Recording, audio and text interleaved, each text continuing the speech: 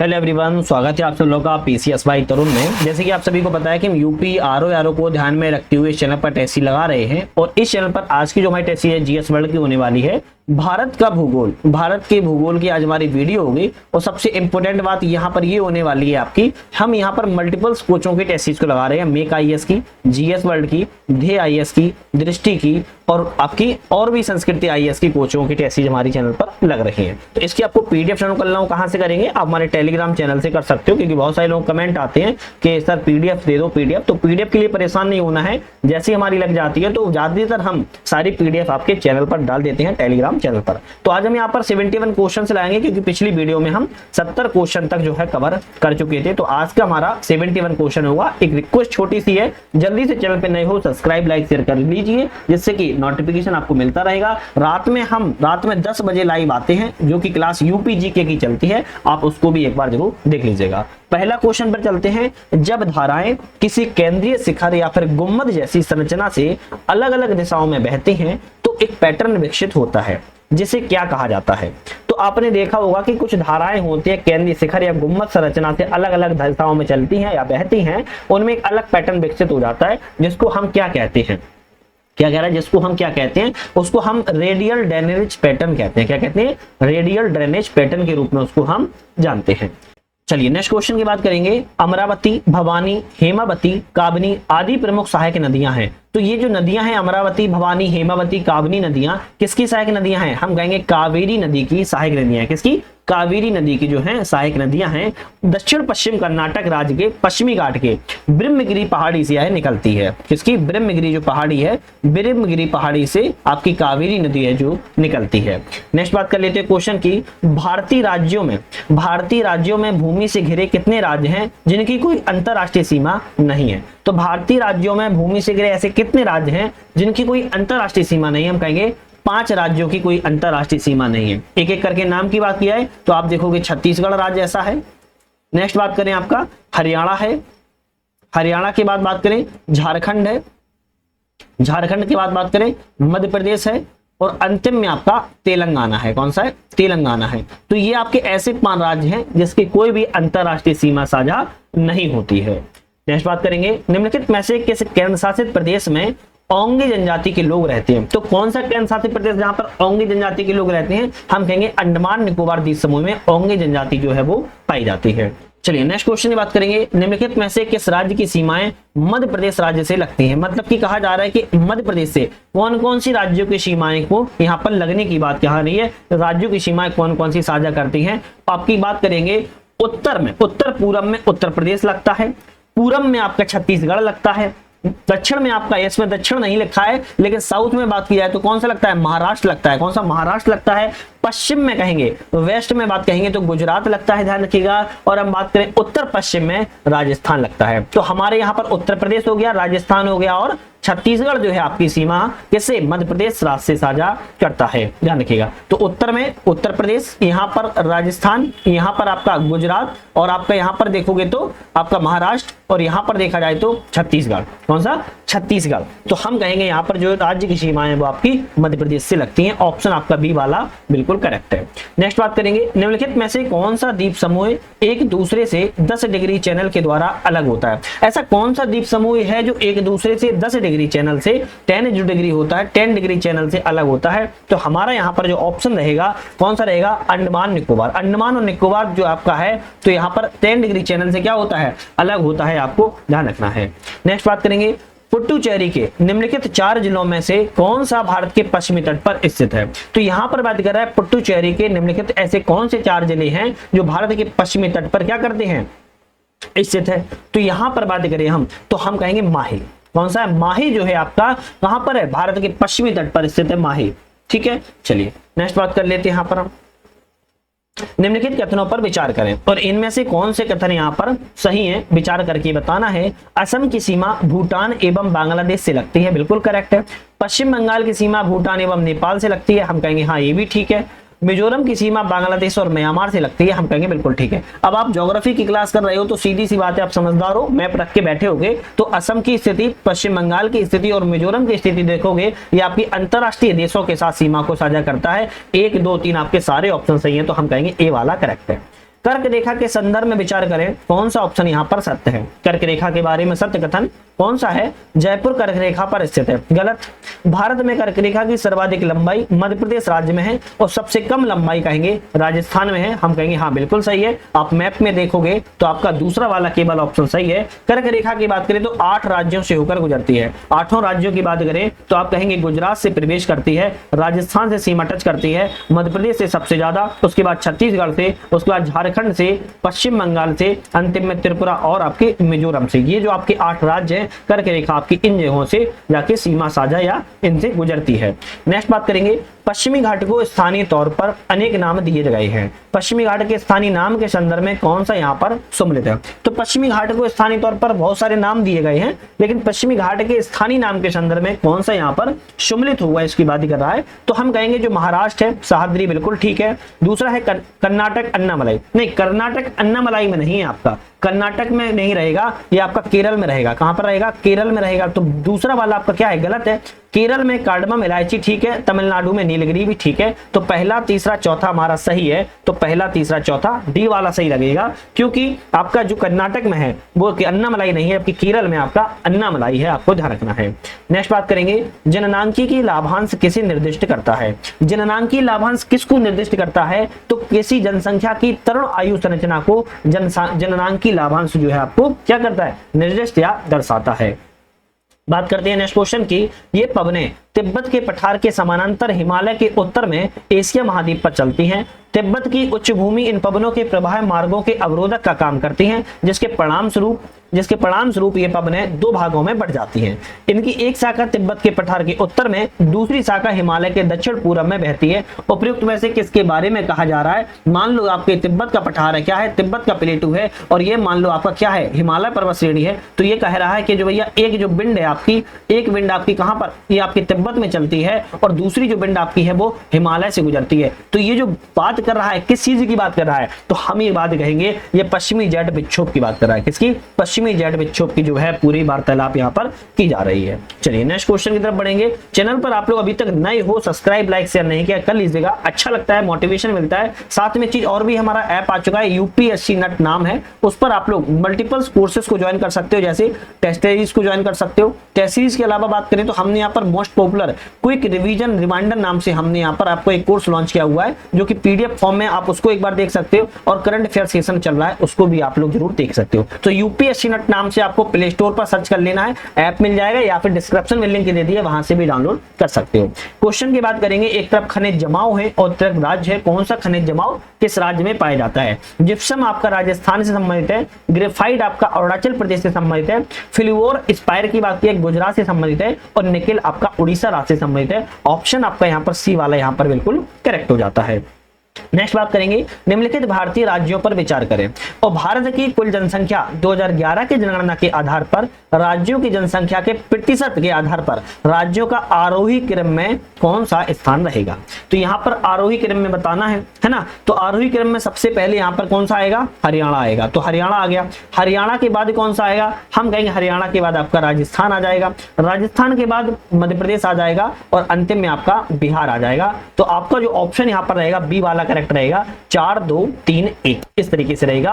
पहले हरियाणा, फिर राजस्थान, मध्य प्रदेश और उसके बाद बिहार। ये आपकी जनसंख्या प्रतिशत के क्रम में है, ध्यान रखिएगा। तो सीधी सी बात ये कही जा रही है, सबसे कम जनसंख्या हरियाणा में, फिर आपकी राजस्थान में, हरियाणा में सबसे कम है, हरियाणा से ज्यादा राजस्थान में, राजस्थान से ज्यादा मध्य प्रदेश में, और मध्य प्रदेश से भी ज्यादा बिहार में जनसंख्या है। क्यों? क्योंकि ये आरोही क्रम में पूछा था, अगर ये अवरोही क्रम में पूछता तो इस तरीके से लिखा होता, बिहार के सबसे ज्यादा, उसके बाद मध्य प्रदेश की, उसके बाद आपकी राजस्थान की, उसके बाद आपकी हरियाणा की। तो फिर अवरोही क्रम में इस तरीके से लिखा होता है। तो आपको अवरोही और आरोही भी याद होने चाहिए, तभी आप लोग लगा पाओगे।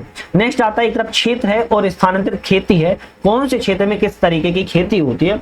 पश्चिमी घाट में कहे जाए तो कुमारी नाम से बोलते हैं, दक्षिण पूर्वी राजस्थान में बालतेरे नाम से ही बोलते हैं, उत्तर पूर्वी भारत में बात किया तो झूम बोलते हैं, और मध्य प्रदेश और छत्तीसगढ़ में ढाइया बोलते हैं। ऑप्शन आपका यहाँ पर ए वाला करेक्ट हो जाएगा, आपको ध्यान रखना है। नेक्स्ट बात कर लेते हैं, एक तरफ परियोजनाएं हैं और एक तरफ राज्य है, कौन सी परियोजना किस राज्य में यहाँ पर सम्मिलित नहीं है इसकी बात कर रहा है? कोई बात नहीं, हम सम्मिलित नहीं है उसके देख लेते हैं। तो यहाँ पर हम बात करें आपकी उमियम, उमियम आपकी मेघालय में है, ये तो सही लिखा है। थोबल आपकी अरुणाचल प्रदेश में नहीं है, थोबल आपकी कहां पर है, थोबल आपकी मणिपुर में है। कहां पर है? मणिपुर राज्य में। तो आपका ऑप्शन दूसरा वाला गलत है। रेंगाली की बात किया तो आपकी कहां पर है? ये आपकी नागालैंड में नहीं है, ये आपकी कहां पर है? उड़ीसा राज्य में है। कहां पर है? उड़ीसा राज्य में है। तो आपका तीसरा वाला भी गलत है। धनसरी आपका असम में ही आपका करेक्ट है। तो पूछा है कौन सा गलत है, तो दूसरा और तीसरा गलत है, तो बी वाला यहां पर हमारा जो है वो सही हो जाएगा। चलिए नेक्स्ट बात करेंगे। एक तरफ प्रजाति है और एक तरफ जनजातियां हैं, कौन सी प्रजाति किस जनजाति से संबंधित है? जैसे बात करें निग्रोटो, निग्रोटो की बात की जाए तो आपकी अंडमान निकोबार, इरुला और कादर किनकर जनजाति संबंधित है? चौथे से मिला देंगे। प्रोटो ऑस्ट्रेलाइड की बात की जाए तो आपका भील, चैंचू, हो, कुरुम्बा और मुंडा संबंधित है, तो पहले से मिला देंगे। मंगोलाइड की बात की जाए तो आपकी गारो, बोडो, कछारी, डाफला और खासी संबंधित है, दूसरे से मिला देंगे। और यहाँ पर अर्मेनाइड की बात की जाए तो आपकी मुंबई और गुजरात के पारसी समुदाय है, तो तीसरे से मिला देंगे। ऑप्शन जो आपका रहेगा बी वाला करेक्ट हो जाएगा। ध्यान रखिएगा, ए का चौथा, बी का पहला, सी का दूसरा और डी का तीसरा ऑप्शन यहाँ पर करेक्ट हो जाएगा।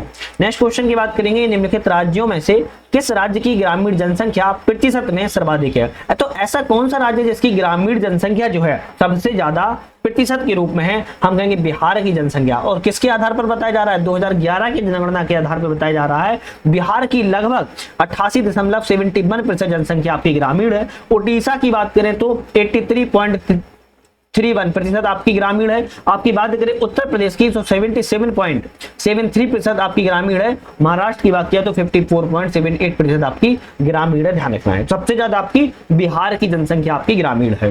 नेक्स्ट बात करेंगे। एक तरफ घटना है और एक तरफ दिनांक है, कौन सी घटना कब घटित होती है? जैसे ग्रीष्म काल की बात किया है तो 21 जून को घटित होता है, बिल्कुल करेक्ट है। शीत संक्रांति की बात करें तो 22 दिसंबर घटित होता है, ये भी ठीक है।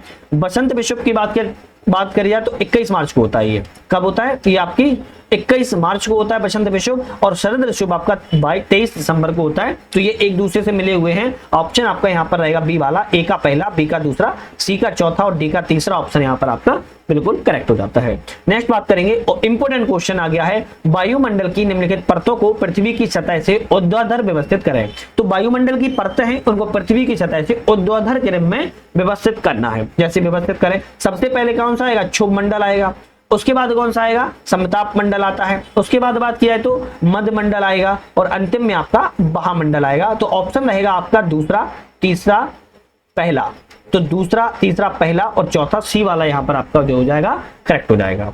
नेक्स्ट बात कर लेते हैं। निम्नलिखित कथनों पर विचार करें, इनमें से कौन सा कथन हमारा सत्य है? जैसे बात कर लेते हैं, शत्रुंजय की पहाड़ियां मध्य प्रदेश में है। शत्रुंजय की पहाड़ियां मध्य प्रदेश में है क्या? नहीं, शत्रुंजय की पहाड़ियां कहां पर है? गुजरात राज्य में है। तो पहला ऑप्शन गलत।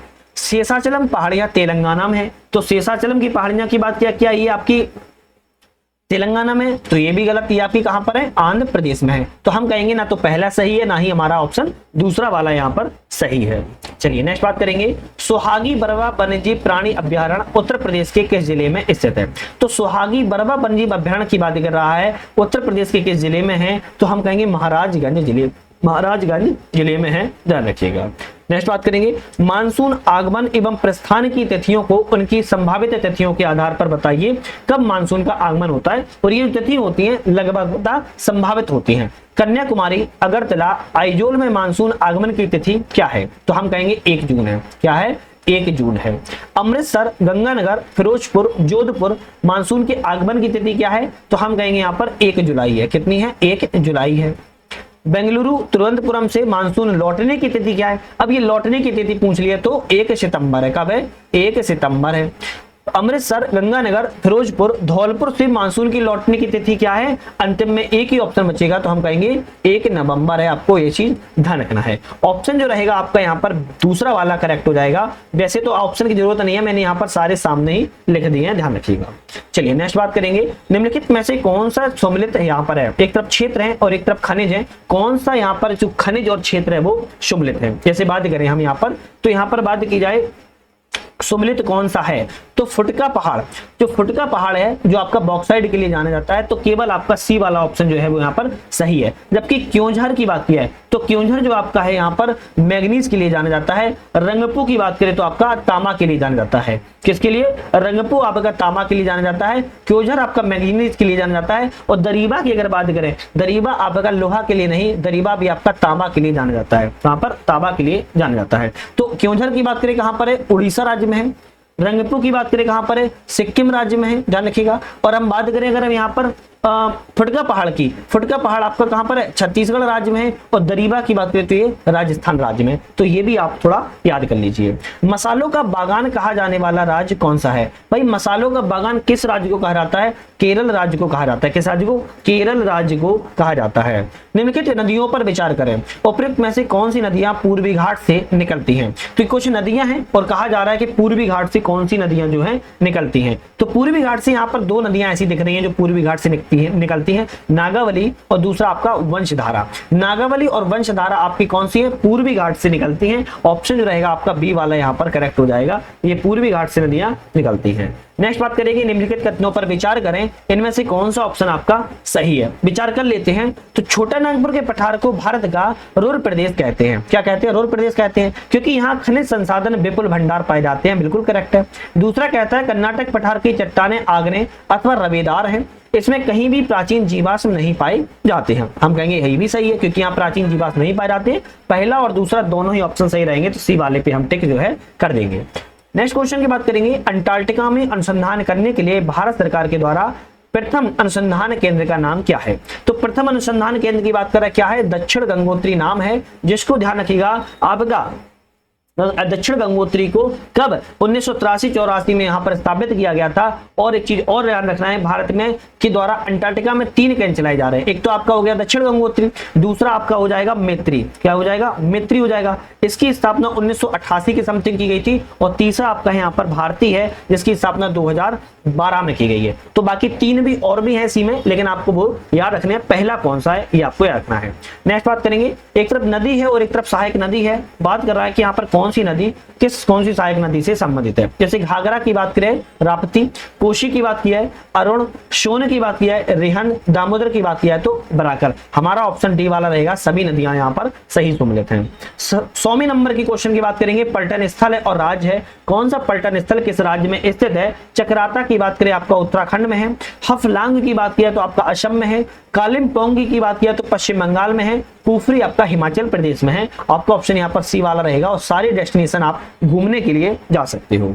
नेक्स्ट बात कर लेंगे, निम्नलिखित कथनों पर विचार करें, इनमें से कौन सा ऑप्शन आपका सत्य है? विचार करते हैं। राष्ट्रीय परिप्रेक्ष योजना एनपीपी जल शक्ति मंत्रालय के द्वारा लागू किया जाता है। बिल्कुल सही है। केन बेतवा नदी जोड़ो परियोजना को एनपीपी के अंतर्गत लागू किया जा रहा है। हम कहेंगे ये भी ठीक है, दोनों ऑप्शन सही हैं, तो हमारा ऑप्शन रहेगा डी वाला। एक और दोनों ऑप्शन यहाँ पर हमारे करेक्ट है। नेक्स्ट बात करेंगे, राष्ट्रीय पंचायत पुरस्कार 2024 के संदर्भ पर कथनों पर विचार करें, कौन सा ऑप्शन यहाँ पर असत्य है? गलत ऑप्शन यहाँ पर कौन सा है? राष्ट्रीय पंचायत पुरस्कार प्रदान समारोह 2024 विज्ञान भवन नई दिल्ली में आयोजित किया गया था, तो ये तो सही लिखा है।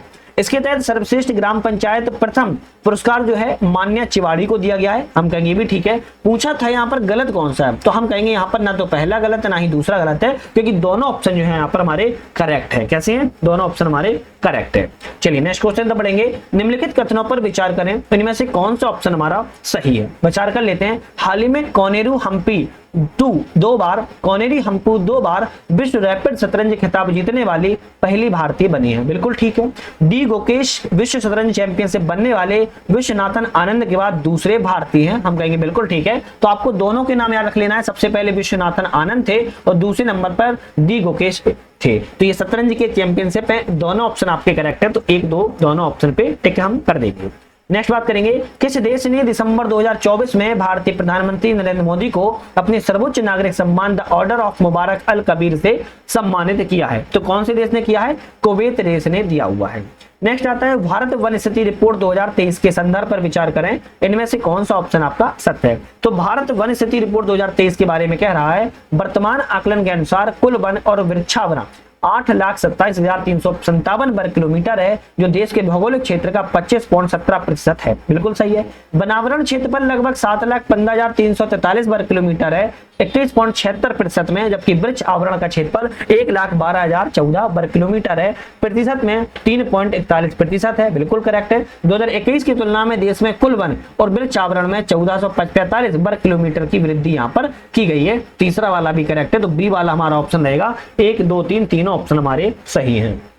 नेक्स्ट बात करेंगे, एक तरफ दिवस है और जिस दिन मनाया जाता है वो चीज है। राष्ट्रीय प्रदूषण दिवस कब मनाया जाता है, तो हम कहेंगे 2 दिसंबर को मनाया जाता है, करेक्ट है। भारतीय नौसेना दिवस कब मनाया जाता है, 4 दिसंबर को मनाया जाता है, ये भी सही है। बी आर अम्बेडकर की पुण्यतिथि कब मनाई जाती है, 6 दिसंबर को मनाई जाती है, ये भी सही है। राष्ट्रीय ऊर्जा संरक्षण दिवस आपका 14 दिसंबर को मनाया जाता है, ये भी करेक्ट है। ये ऑप्शन आपका सही हो जाएगा क्योंकि सभी ऑप्शन यहाँ पर सही है। नेक्स्ट बात करेंगे, उत्तर प्रदेश के समसामयिकी, उत्तर प्रदेश की करंट अफेयर्स के संदर्भ पर विचार करें, कौन सा ऑप्शन यहाँ पर गलत है, तो गलत कौन सा है। उत्तर प्रदेश की पहली डबल डेकर इलेक्ट्रिक बस का शुभारंभ वाराणसी में किया गया था, तो आपको याद रखना है वाराणसी में नहीं किया गया था बल्कि लखनऊ में किया गया था, तो पहला ऑप्शन क्या है, गलत है ना। तो ये क्वेश्चन के लिहाज से सही पे टिक लगा दिया, बाकी गलत है। भारतीय उद्योग प्रसंग एग्रोटेक इंडिया कृषि भारत का 16वां लखनऊ में आयोजित किया गया था, हाँ ये तो करेक्ट सही है। तो पूछा है गलत कौन सा है, तो हम कहेंगे केवल पहला गलत है, दूसरा वाला तो ये आपका सही था। नेक्स्ट आता है 25 नवंबर 2024 को निम्नलिखित में से किसने लिंग आधारित हिंसा के खिलाफ राष्ट्रीय अभियान नई चेतना पहल के बदलाव की तीसरे संस्करण का शुभारंभ किया हुआ है, तो सिंपल सा क्वेश्चन है, शिवराज सिंह चौहान के द्वारा जो है संक्रमण का जो आयोजन है किया गया था।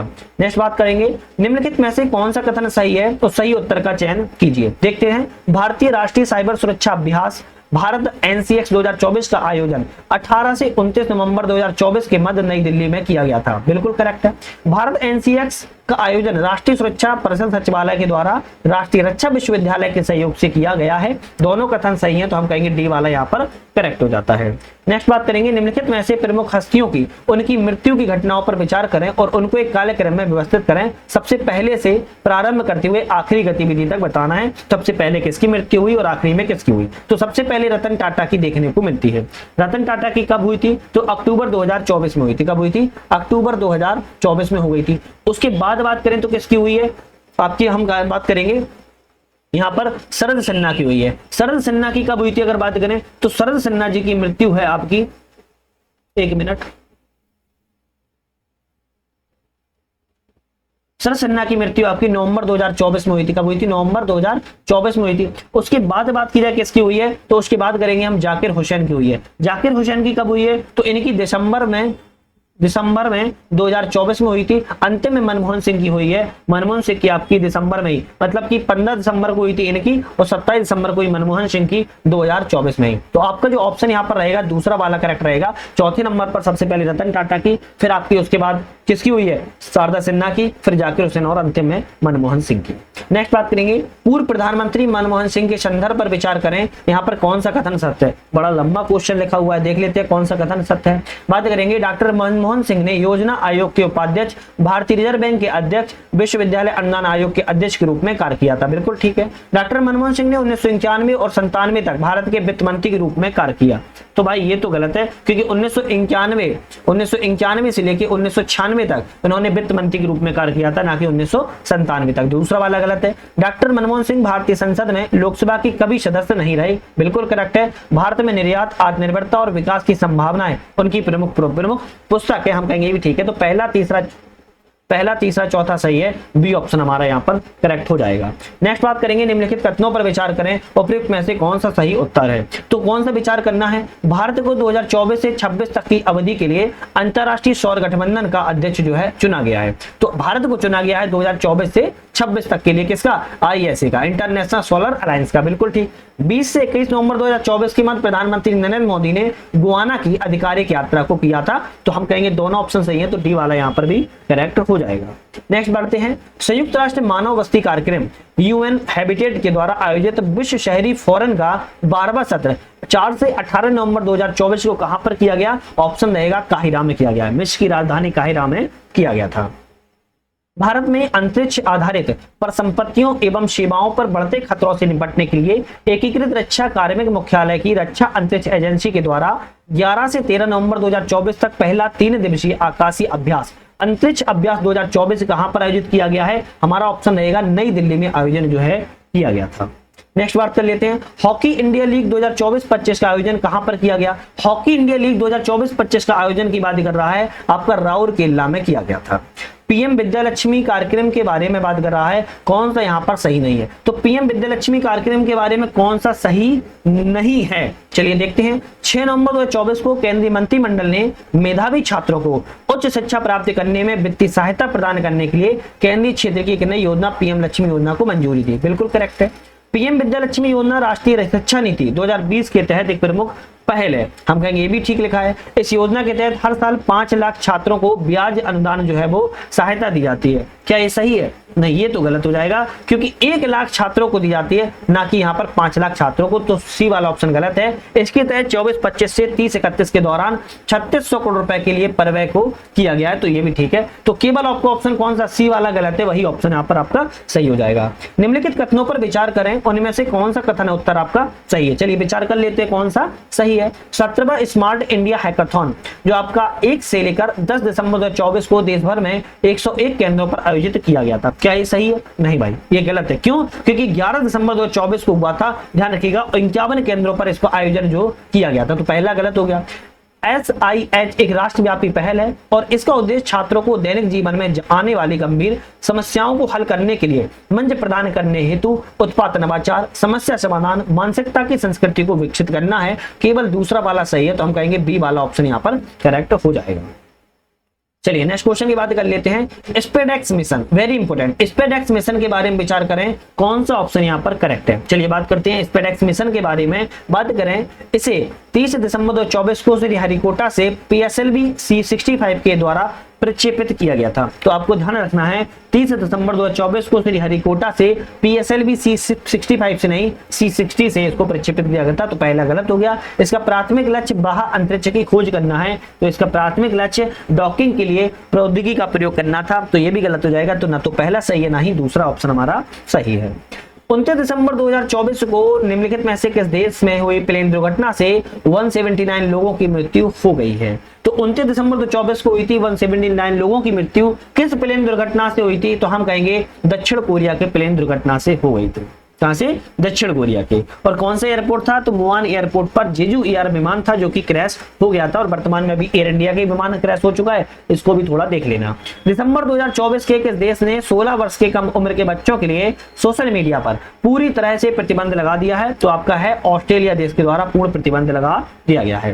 निम्नलिखित में से किसे दिसंबर 2024 में राष्ट्रीय मानवाधिकार आयोग का अध्यक्ष के रूप में नियुक्त किया गया है? तो राष्ट्रीय मानवाधिकार आयोग अध्यक्ष के रूप में बी राम सुब्रमण्यम को यहाँ पर चुना गया है, और यह जो है सुप्रीम कोर्ट के पूर्व जस्टिस भी रह चुके हैं। गणतंत्र दिवस 2025 की थीम क्या रखी गई थी? तो इंपोर्टेंट है, गणतंत्र दिवस 2025 की थीम की बात कर रहे हैं, क्या रखी गई थी? तो हम कहेंगे स्वर्णिम भारत, विकसित और विरासत थीम रखी गई थी।